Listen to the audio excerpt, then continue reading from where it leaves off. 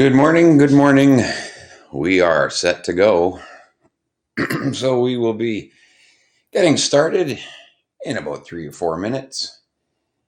Will be amazing. That's for sure.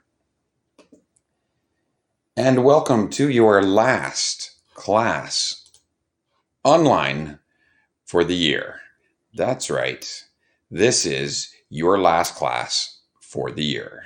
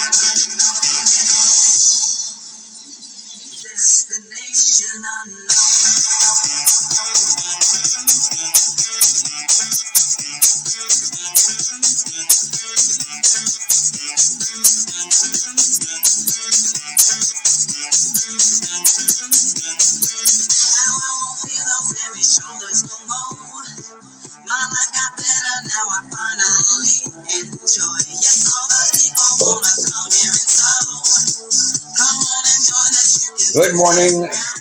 Good morning.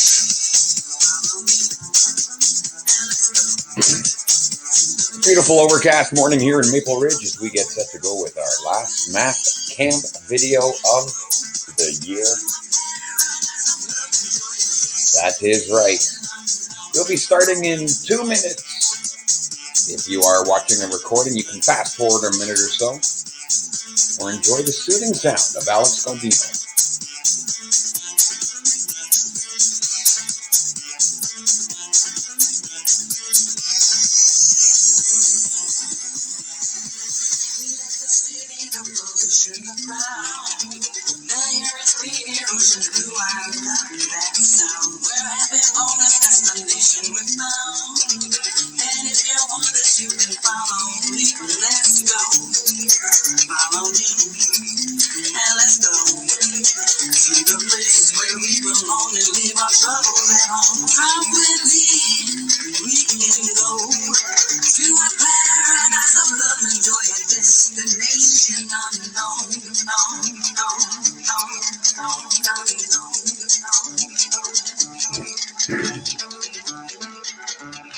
One minute until we start. You want to have your last assignment with you.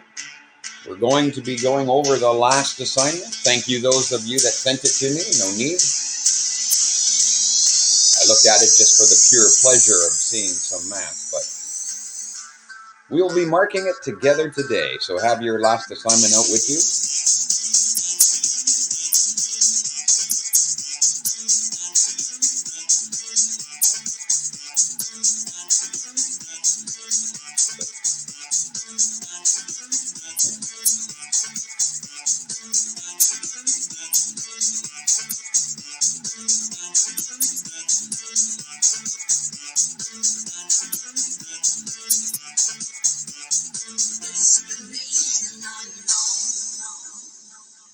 And there we have it. Very, very good. So now we're going to go through your assignment that you had. If you recall, our first assignment was Monsieur Caron riding la bicyclette to school, back and forth, etc., etc. So let's just go through. Each of these questions are 5 marks each. I use the word each at the beginning and the end of that sentence. So that's called something in English. I'm not sure what it is. Each of these questions is worth 5 marks each. I think it's redundant that I said each twice. So I could say these questions are worth 5 marks each, or I could have said each of these questions are worth 5 marks. But to say each question is worth 5 marks each. It's redundant and unnecessary. I learned that from the Department of Redundancy department at our school. So here we go, Monsieur Caron's bike, or the bike of Mr. Caron's bike. Here it is. We started with the wheel, but it's not actually a wheel that we're thinking about. We're talking about the pedal. So I want you to imagine that instead of this being a wheel, because it kind of looks the same, imagine that it is the pedals on the bike. The bike pedal has a length of 20 centimeters. That means from the center up to the top, that's 20 centimeters. From the center down to the bottom, that's 20 centimeters. And the center of the spoke, the hub of the wheel there, is 25 centimeters off the ground. Well, think about it. If you're at the ground, up to the center is 25, but you see the radius is 20. So that kind of gives you an idea that from the ground to the bottom pedal, that's right, that should be 5. Sweet. Well, let's carry on. The wheel goes around every 2 seconds. So now let's think of where the rock starts. We're doing all these questions the same. In this one, it said his shoe that had a rock in it started at the very top position. So there, up there at the top of the bike pedal. So you can imagine his foot is on that spot. There's a rock in his shoe. He starts at the top. Now he starts, let's get some points there. Since he's starting, that's t equals 0. Several of you on your last assignments were giving me t equals -3. You were showing graphs that went into the negatives. If it's a time graph, you can't have negatives. Because once you start, the time starts. You start at time equals 0. A bunch of the rest of you, you were having phase shifts. Your equations were saying things like x plus 1. And an x plus 1 means your graph shifts backwards 1 into negative time. You can't have that. You cannot shift backwards in time in a time graph. We start our time, and our time starts at 0. Where are you at 0? Where's your height? Well, you see from the ground up to the center is 25. But now add another 20 because of the radius of the bike pedal, and you will be starting your rock at 45 centimeters above ground. Let's go more. Now we start to pedal the bike. And whether you envision pedaling towards the right or to the left, it doesn't matter, because whichever way you go, whichever direction, to the right or left, the next stop on our wheel is going to be in the center. We know the whole wheel goes around every 2 seconds. If it takes 2 seconds to go all the way around, that means it takes 1 second to go halfway around, and it takes half a second to go to that first stop. It's going to take 1 second to get to the bottom, so half a second. T is now 0.5 seconds. And what height are you at? You're 25 centimeters off the ground. There it is. Next, we get to the bottom as you pedal. That rock is now at the very bottom. We are halfway around our circle. The wheel goes around every 2 seconds, so that would be 1 second that it takes to get there. And where are you? You are 5 above ground. The wheel radius, or the bike pedal radius, is 20, 25 off the ground, so that's a difference of 5 that it took to be off the ground. Now we continue to come back up. We're back into the center. This is now 1.5 seconds that it took to get there. And then, where is your height? You're back in the middle at 25. And then you finish your cycle. You're back up at the top at 45. So the same process, we're going to do the same thing for 4 different questions. Make your circle, plot the points on your circle to see where you're going. Make these points 0, 45, 0.5, 25. We now plot these points on a graph. Yes. Très bien. You know what is very good in French? It's when you bring someone a tray and it's full of like green beans, pork and beans. That's why they always look at that. You bring something out and they always say très bien. Yes, every time they see them, they think it's very good. Because I asked them, I said, well, you just called it a tray of beans. Why is that? Oh, because it's very good. I see. Thank you. Messy buckets, Madam Weasel. I love it. Here it is. Our points are 0, 45, 0.5, 25, 1, 5, 1.5, 25, and 2, 45. So our procedure for making the graph is the same as it always is. Make your x-axis. Make your y-axis. Now, look at your x. We need 0, 0.5, 1, 1.5, and 2. 0, 0.5, 1, 1.5, and 2. Amazing. In your y, the lowest is going to be 5. The middle is going to be 25. The top's going to be 45. Now plot your points. By the time we do the fourth one of these today, you're going, oh, I think I get it. I'm hoping that's the idea anyways. 0, 45. There it is. 0, 45. Put 0 and then up to 45. 0.5, 25. It's there. 1, 5 is there. 1.5, 25, and 2, 45. Some of you still making straight lines on your graph. Now you're losing points every assignment. These are not straight lines.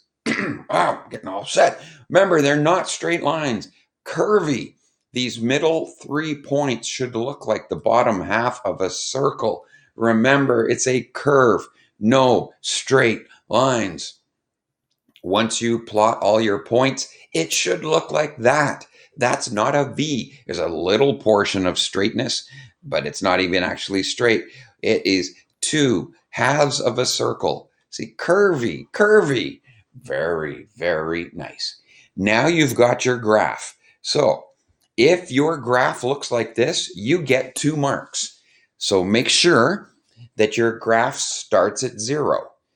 Make sure your points are accurate. So at this point, give yourself a mark out of 2 on your graph. What I have on the screen, that is what your graph should look like. Your graph should look like this. Make sure your x-axis goes to 2. Make sure the y-axis goes up to 45. Make sure your points are accurate and make sure it's curvy, not straight. Give yourself a mark out of 2 on that graph, and now we'll carry on. We'll make our equation. We look and see our maximum is 45. We see the minimum is 5. So what do we do now? We know max minus min over 2 would be 45 minus 5 over 2. So that's 20. Max plus min over 2 is 45 plus 5 over 2. So that's 25. We now have our A and our D. That is super. So our equation now looks like this. 20 and 25 are at the beginning and the end. The B is always 2 pi over period. And in this case, it's 2 pi over 2. I made a comment to about half the class last time to not reduce that. Don't make that pi. And the reason is when it's in your formula, now when it says 20 sine 2 pi over 2, the period of 2 is actually in your formula. And you always want to see that if possible. You want to see your formula having the period in it. Because if you look now, 20 sine 2 pi over 2, you got your amplitude, you got your period. We're going to have your phase shift, your vertical displacement. They're all going to be right in the equation itself. So don't reduce it. Leave it as 2 pi over the period. Okay, now we've got that. We got a 20 in the front. We have a 2 pi over 2 in the middle. We've got a 25. Now all we need is the phase shift. Some of you were really struggling with the phase shift. So what we do, we look at this graph. We can get a phase shift by looking at this graph. Remember what your 2 sine graphs look like. Your 2 sine graphs, if it's a positive sign, it starts in the middle and goes up. If it's a negative sign, it starts in the middle and goes down. If it is a cosine graph, it starts at the top and goes down. If it's a negative cos, it starts at the bottom and goes up. Well, look at your graph.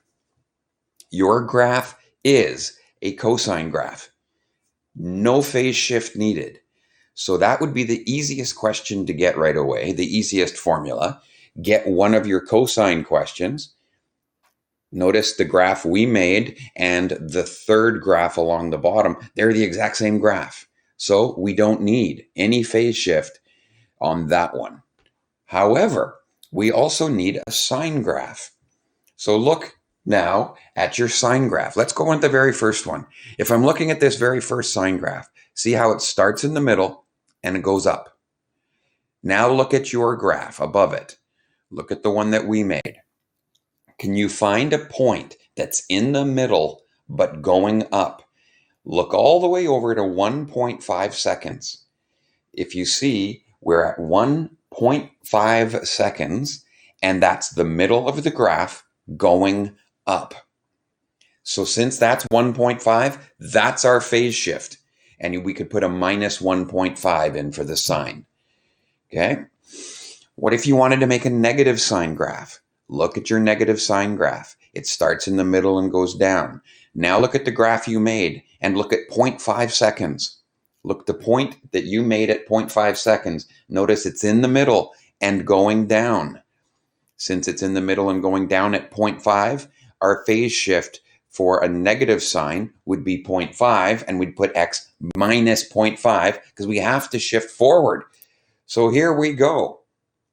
If I'm here, that starts in the middle, going up. That is how you could get this graph. We did the a minus or max minus min over 2 to get a. We did max plus min over 2 to get the d at the end. We did the 2 pi over the period to get the b value. And to get that phase shift, look where you want your graph to start. If you have a positive sine graph, you want it to start in the middle, heading up. That's at 1.5, so you have to put a minus 1.5. Never put a plus, because that shifts your graphs backwards, and you can't go back in time. If it did, if you could go back in time, well, there's quite a few things we would rather do differently, I'm sure. Okay, we move on. What if I said my graph starts here? That's our cosine graph. See, there is no phase shift. It goes right like that. As I talked about on the last slide, if I'm starting here, that's in the middle, but going down. If I start at that second dot, it's in the middle going down. That's at 0.5. So if I'm making a negative sine graph, you get 0.5. Then what if I want to start my graph here? That's no problem. That's a negative cosine graph, and you have an x minus 1.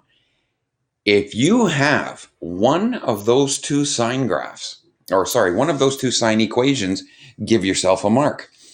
If you have one of those two cosine equations, give yourself a mark. And that's your 2 marks for your equations. Last thing we're going to do, I'm taking a long time with this question. For the rest of them, I'm going to kind of go through them a little bit quicker. For the next one, we are bragging. Your trig graph, 2 marks. It should look like that. A sine equation and a cosine equation. That's 2 marks. And any 2 of those graphs, 1 sine, 1 cosine. Finally, we brag. Amplitude, period. Phase shift, well, there's 4 different phase shifts depending on your equations.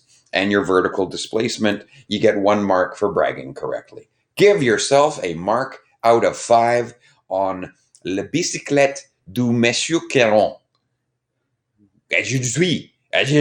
Bonsoir. Good day.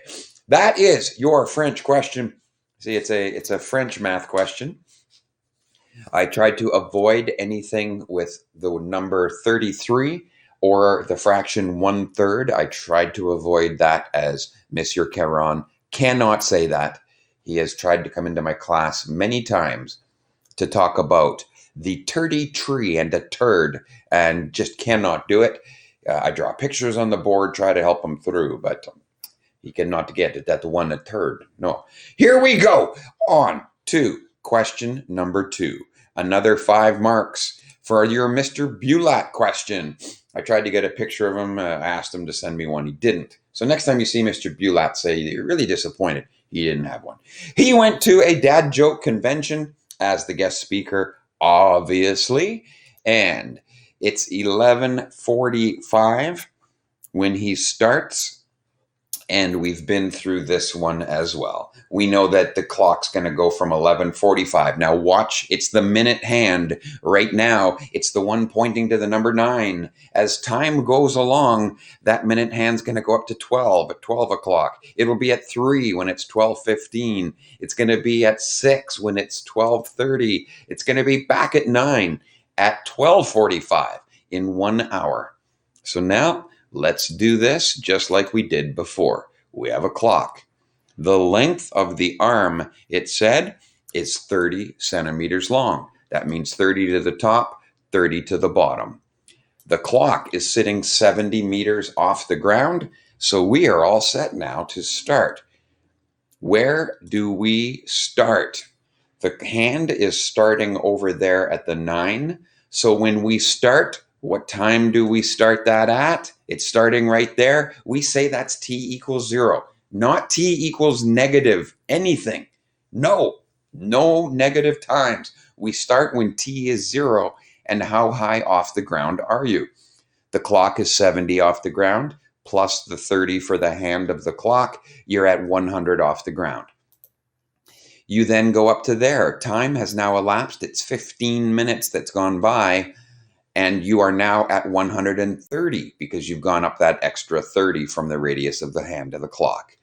You're now over there at the 3, which means after 30 minutes, you're back in the middle. Then you're down to the bottom. After 45 minutes, you're at the very bottom. That's going to be 70 off the ground. And then after a full hour, you are back to where you started at 100. So now let's look at this clock. We now plot those points. Exact same procedure we did last time.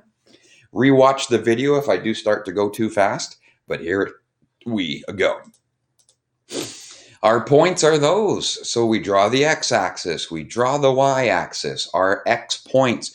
We start at 0 minutes, we go to 15 minutes, 30 minutes, 45 minutes, 60 minutes. Our y-axis, the lowest point will be 70, the middle's 100, and the top point's 130. Now plot the points.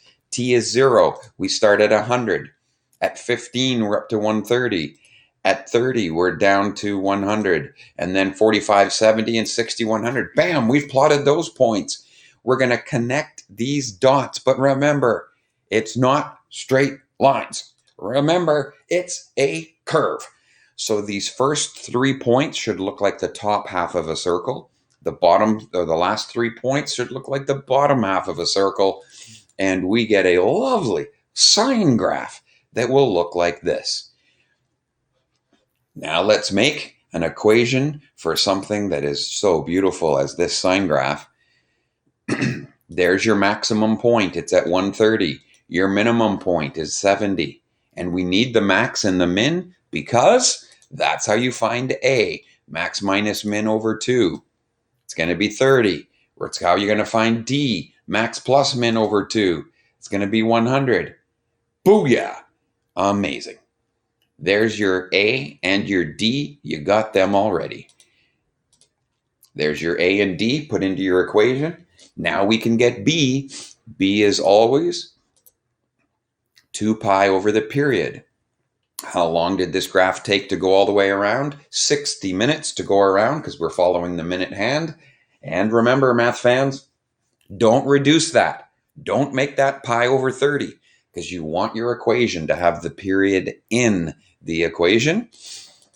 So we've got the same graph. We've now added B in there. And see, isn't this nice? Look at, if you're looking at it, 30, sine, 30 is your amplitude, sine 2 pi over 60. 60 is the period. It's in the formula. And then your vertical displacement at the end. Now we just need our phase shifts again. Look at the shape of the graph. Those are the shapes we're looking for. A positive sine, a negative sine, a positive cos, a negative cos. Well, I'm just looking at this one. It looks to me like I'm starting at 100, which is the middle, and going up. Bam! This is a sine graph. Oh, my ice maker's about to make ice. I have a fridge that makes ice, and it just did something fancy noise. Anyways, it's exciting, fresh ice. It's a sine graph. No doubt about it. It is a sine graph, and that's fun with no phase shift. But what if you wanted also a cosine equation? Remember, a cosine starts at the top, so find where it starts at the top. That's 15 minutes in, so a phase shift of x minus 15 would have made it a cosine graph. There we go. We'll find all these things. If I start there, notice I'm starting in the middle. Sine go up, sine go down, man. That's a sine graph with no phase shift. But you can say, that's not the graph I see. I want to start here at the top. If I'm starting at the top, well, now that's a cosine graph. Starting at the top, you coast in, and there it goes. But notice that's 15 minutes in. So if I'm going to make it a cos graph, I need to make it x minus 15. Never put an x plus 15. That means you're going back in time, and you can't do that. Next, what if I'm starting right there? Well, that's in the middle of the graph, but going down. That's a negative sine graph. So I can make it a negative sine graph if I want, but I have to make sure my phase shift is 30, because that's where a negative sine graph starts, in the middle and going down. And finally, what if I wanted to start at the very bottom? Well, then I've got a negative cos graph. That's beautiful, but that's at 45 seconds. So I need a phase shift of 45. And that is question number 2. So now you brag. I'll just go back to that one. Oh, Miss McMahon, very good. So now you brag, and the bragging is right in your equation. So once again, 2 marks for your trig graph. Does it look like a beautiful sine graph? Is your x-axis labeled correctly? No straight lines. 2 marks for that. 2 marks, one of them for one of those top 2 equations. Did you get either one of those sine equations right? You get 1. Did you get either one of those cos equations right? You get another 1. And then finally, bragging. You're bragging, it's right in the formula. Amplitude, that you can read it straight across the formula. Amplitude, 30. Period, 60. Phase shift, it's going to depend. It's going to be depending on either one of those. And finally, vertical displacement or vertical shift at the end. It's 100. 5 more marks. You're up to 10 marks now. And we turn to the Ferris wheel question. Amazing. Miss McMahon decides to go on a Ferris wheel so she can finally learn how to do the Ferris wheel question, right? And there she is, getting on the Ferris wheel. She gets at the bottom, and guess what? Once again, we start at time t equals 0. We always start at time t equals 0. So let's think of what Miss McMahon's height above ground will be as she rides this Ferris wheel. It's a beautiful thing. We know Miss McMahon gets on the Ferris wheel at the bottom. There she is, telling Mufid, hey, Mufid, shove over. There's room in this Ferris wheel cabin for 2. The gondola, as it makes its way around. So that is sweet. She starts at 0. The Ferris wheel has a radius of 12 meters. That means it's up 12. That means it's down 12. The center is 15 off the ground. That means it's 15 all the way to the ground, which means when she gets on the Ferris wheel, how high above ground is she already? She's already 3 meters above ground. There was a few steps to get up into that thing, and she sits down, and she's 3 meters off the ground to start.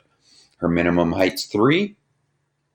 You had the 15 to the center plus another 12. Her maximum height's going to be 27. We're just getting everything we need here. The maximum will be 27. Minimum will be 3. Our middle will be 15. And we know it takes 20 seconds to complete one rotation. So we can slap those numbers on there. If it takes 20 seconds to do one rotation, we know she'll be halfway at 10 seconds, which means she'll be at the center point after 5 seconds, and it means she'll be at the third point after 15 seconds. There are your points. We can now plot all these points. Let's give it a run and see what we get. We see that she starts on the bottom at 3. That's so when t is 0. Notice again, time is 0. That's where you start, not in the negatives. Have I mentioned that for the third time already today? Great. Next, height is 3. We know after 5 seconds, she's back to the middle. So when time is 5, she's now in the middle, which is 15 off the ground. Now she's up to the top after 10 seconds. So when t is 10, she's at the very top, and we know the maximum height of this Ferris wheel is 27. Then she gets over to that side. Time is now 15, and her height is 15. Beautiful. Then she's back to the bottom. It took 20 seconds to complete the rotation of the Ferris wheel, and she's back to 3 off the ground. We've got our points the same way we've got all our points on these things. Now let's plot these points. We've got all those points. You make an x-axis. You make a y-axis. Along the x-axis, you see you need 5, 10, 15, 20 for your time. On the y-axis, you see you need a 3, a 15, and a 27 for your heights. Now plot the points. At 0, you're at 3. At 5, you're at 15. There are your points you've plotted. Beautiful. Now remember, it's a curve. This should not look like an upside down V. Make sure those 3 middle points are roundy, and that is going to give us a beautiful Ferris wheel question that looks just like that. So there's your first 2 marks in this one. 2 marks for making a graph that looks so beautiful as that. Look at your points, 5, 10, 15, 20, your heights and everything, 3, 15, 27. It's a beautiful, beautiful thing. Next, we see McMahon's ride through there, and we are now able to find quite a few of our points. We know the maximum's 27. We know the minimum is 3. So at the risk of repeating myself, max minus min over 2, we now get 30. Max plus min over 2, we now get 100. And we have the wrong numbers in there for sure. Those are absolutely the numbers from the question before. So those aren't right. So do the right numbers. 27 minus 3 is 24. Divide by 2, that should be 12 for A. Max plus min, 27 plus 3 is 30 divided by 2. That should be 15. I'm sure I fixed that somewhere. 2 pi over the period, and that's 2 pi over 20. So now we'll make a trig graph. Sine equation, cos equations, there's your right numbers. They should look like that. Check your phase shifts as well. Your trig graph, that's beautiful. That's 2 marks.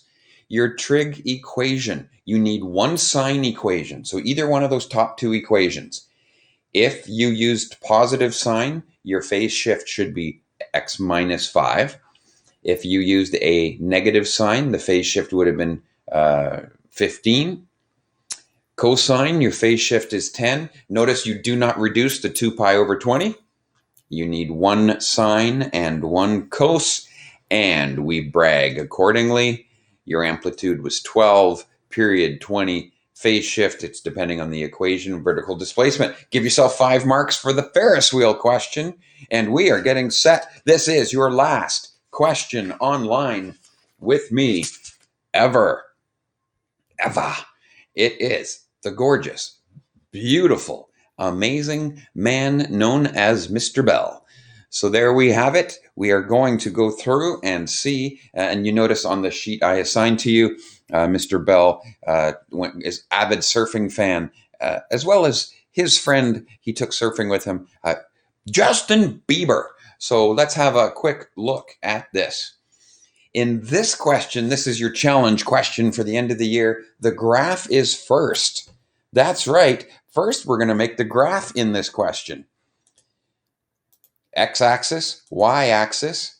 Your maximum is at 6:08, because what you're told in this question is that at 6 a.m., the height of the water is at its maximum, 8. So there's your 6 a.m., there's your 8 meters. Bam! I put my first dot on the graph. Let's get to the rest of the question then. It tells you that your lowest level you're ever going to have. Your minimum is at 10 o'clock in the morning, and that's at 2. So there on the x-axis is 10 in the morning. There on the y-axis is a depth of only 2, and there's my minimum point. So see what we can do now. I've given you that the deepest the water ever is 8. That's excellent. Excellent surfing maximum time. So you want to be surfing at 6 in the morning. 10 in the morning, that's a gnarly board wave, dude. Yeah, you don't want to do that, you surfers, because you've only got 2 meters of water. And the tide's actually going out. The water's getting shallower and shallower. You don't want that. But what we can do, notice how it took 4 hours from 6 in the morning until 10 in the morning. It took 4 hours to go from its highest point to its lowest point. Well, guess what that means? If it's 4 hours to go from the deepest water to the shallowest water, what do you think happens in the next 4 hours?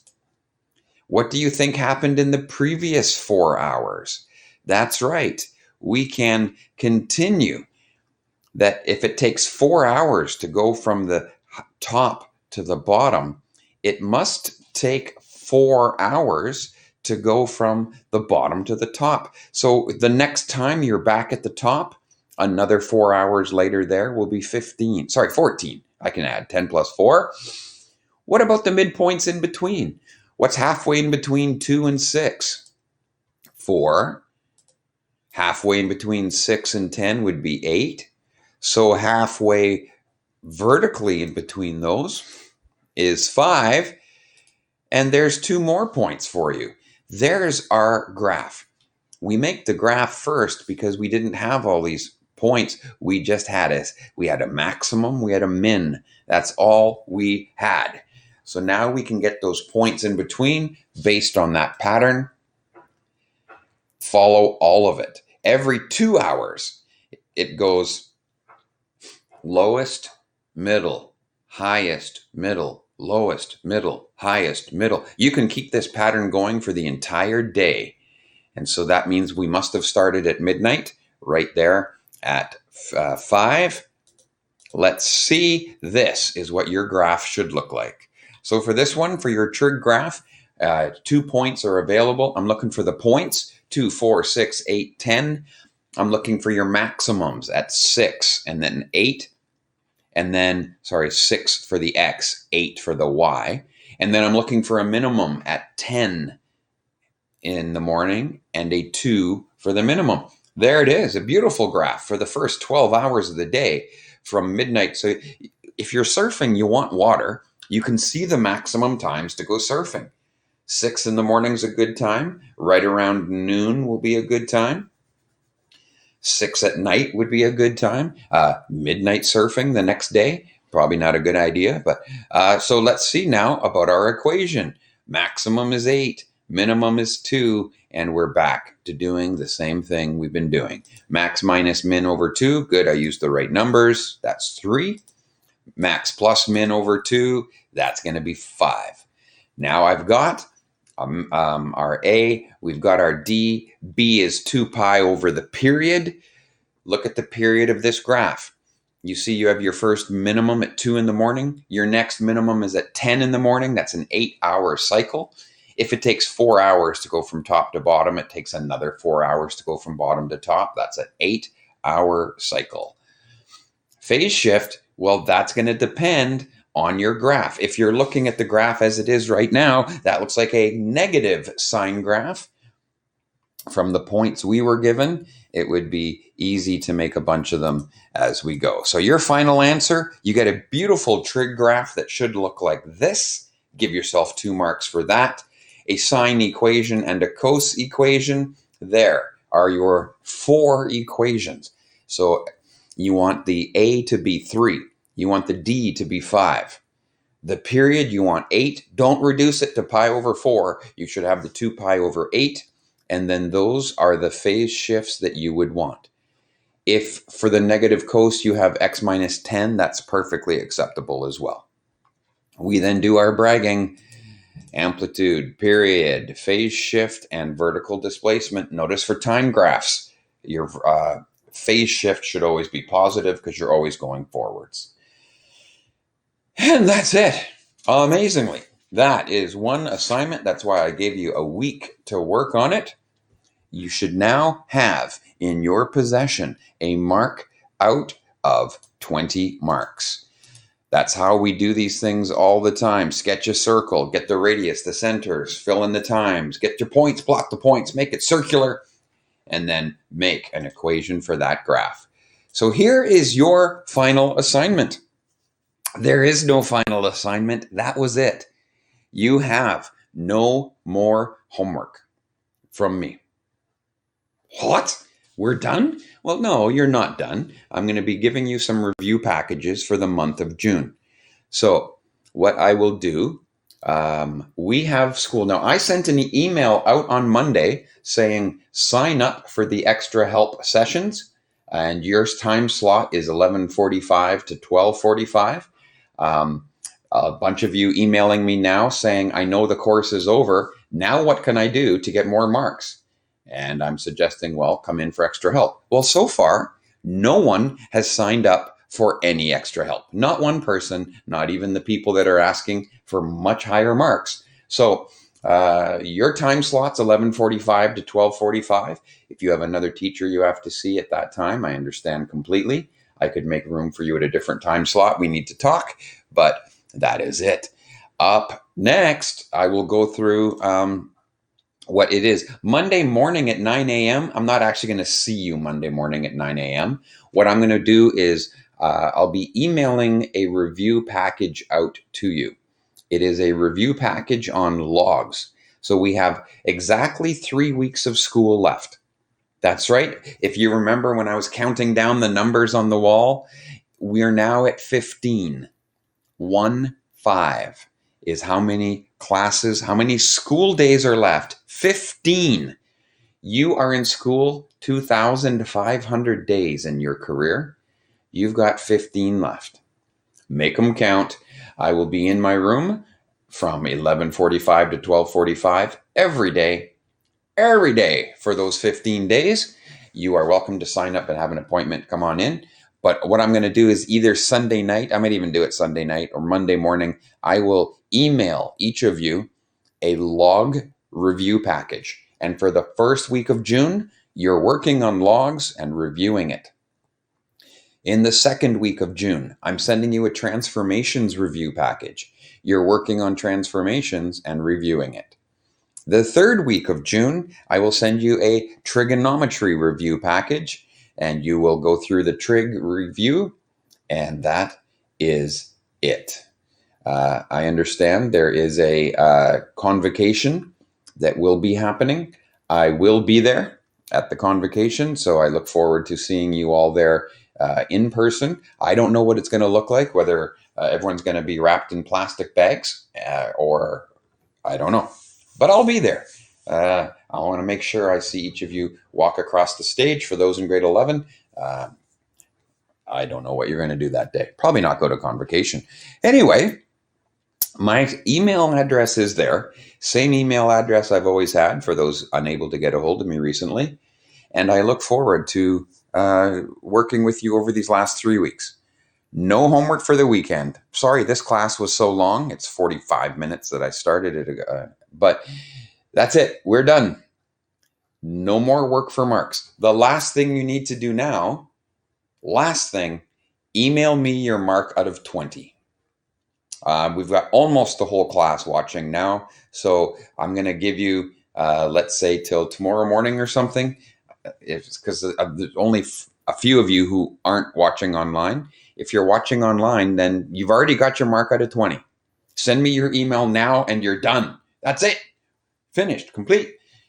Pre-Calc 12 is done as far as handing in marks. I will have a mark for you, and that's one of the things that we can go over when you come in to get extra help and work through. I will give you your mark and we'll talk about it, and it'll be beautiful. All right, then. That is it. If I don't get a chance to speak to you personally, if you're watching this video, thank you for a wonderful year. You were my last Pre-Calc 12 class I ever taught. I never have to teach a time graph again. So thank you for being a wonderful class. It was a real treat to see you guys every morning. And yeah, getting all emotional here. Sorry about that. So for the last time, thank you and good night from NBC News.